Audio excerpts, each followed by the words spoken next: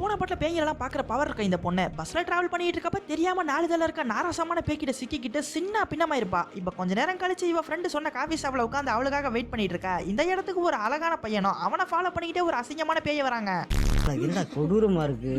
அட கருமமே, என்ன இது நாளுக்கு நாள் நம்ம பாக்குற பேயெல்லாம் ஒன்னை விட இன்னொன்னு பாடு கேவலமா இருக்கேன்னு அந்த ஆவியவே பாத்துக்கிட்டு இருக்க. ஆப்போசிட் டேபிள்ல உள்ள பைய இவ தன்னதான் சைட் அடிக்கிறாளா நினைச்சுக்கிட்டு நம்மளுக்கு உருட்டு விட ஆரம்பிச்சிடறான்.